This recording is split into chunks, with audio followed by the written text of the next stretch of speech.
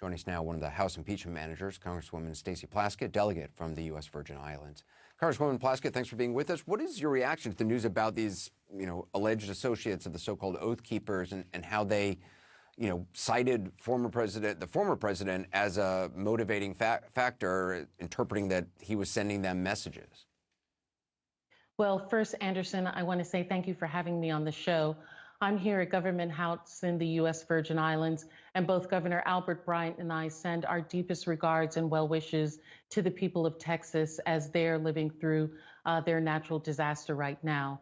What I can say about what's happened with the Oath Keepers is that this is no surprise to those of us who were investigating President Trump and the attack on January 6th. This is, in fact, confirmation of what we had presented to the American people and to 100 senators, that, in fact, the president had encouraged, incited, and organized those individuals that we knew were already violent, brought them to Washington, D.C. at a specific time, specific location, a specific date for a specific purpose, that being to attempt to overthrow our government. There's also word tonight that House investigators have received an initial batch of documents from the FBI and intelligence agencies regarding security failures on January 6. For you, what are some of the key questions that you think investigators still need to find answers to? I would love to find out information not only related to the organization and the coordination of these groups in the lead up to January 6th, but in fact, who some of the campaign people were for President Trump and those of his associates who assisted in that organization. As you can recall from the impeachment trial, one of the things that we brought out was that the president himself was involved in the organization of the event of January 6th, from changing the permit from being mainly at the Ellipse to having them march to the Capitol, along with who were going to be the speakers, the music that was going to be played, and the invitations that went out. Is it clear to you how the joint House investigation, which is being led by the Intelligence Oversight, Homeland Security, and Judiciary Committees, is going to differ from the 9/11 style commission that Speaker Pelosi has proposed, which still has to be enacted into law? Well, I think that Speaker Pelosi has made an excellent move in having us look into the attack and what led up to it, but also expanding it. I agree with Benny Thompson, the chairman of the Homeland Security Committee, that we need to look at the hate that the events also organize and galvanize. I think that we need to understand what brought us to a January 6th, how we could allow an individual like Donald Trump not only to organize these people, but in fact that law enforcement was not more vigilant in stopping these groups that we knew to be terrorist organizations here within us. Do you worry going down that road will be viewed by Republicans as politicizing this investigation? I would think that every American would want to root out terrorism within us, would want to root out radicalization of Americans to move against their own government. That should not be a Democrat or a Republican event.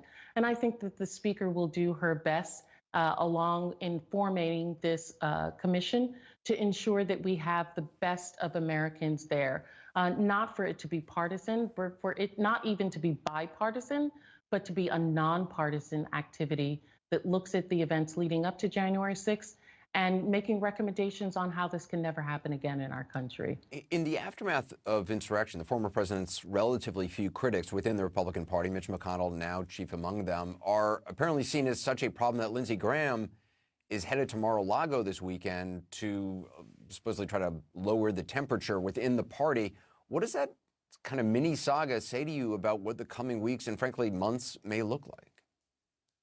Well, I'm not a member of the GOP, and that's their own issues that they're going to have to deal with. They have allowed an individual like Donald Trump to take and corral and try and take over a party which, although I don't always agree with ideologically, has a very important place in the American history and our democracy. We need to have a bipartisan activity where there is negotiation between two groups coming to an agreement about how we move forward this country. And the fact that Lindsey Graham is going, as usual, to his master, Donald Trump, to get his orders is not surprising.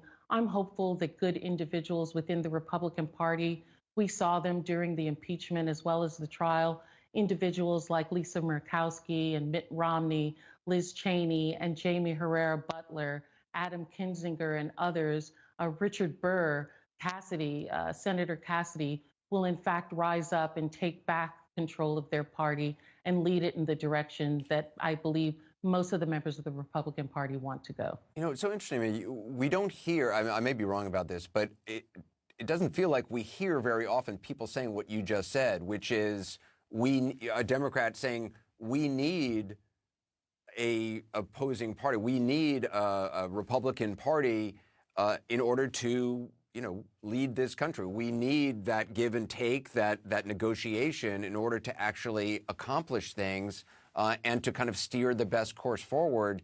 This is an age where, owning the libs or, the attacking, the far right, or attacking conservatives is what's popular. Well, I don't think that's what the majority of members of Congress believe. If you look at the Democratic Party in the House of Representatives, the majority makers are, in fact, those moderates, individuals who come from the purple states. I'm happy to be one of the leaders of the new Democratic coalition, which are pragmatic, business-forward, economic development Democrats who believe that there are legislation, infrastructure, jobs, small support for small businesses, that we can work with individuals across the aisle to move legislation forward. We know that the best legislation that has been most longstanding in this country have been when both Democrats and Republicans have been willing to sit down.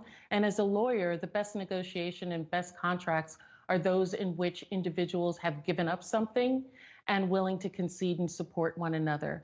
And I think that that's the way that all Americans want us to move forward. And I think most of Democrats working in Congress believe that and are looking forward to that. What we're hoping for is on the Republican side, for them not to be paralyzed by Trumpism or MAGAism or whatever it is they want to call it.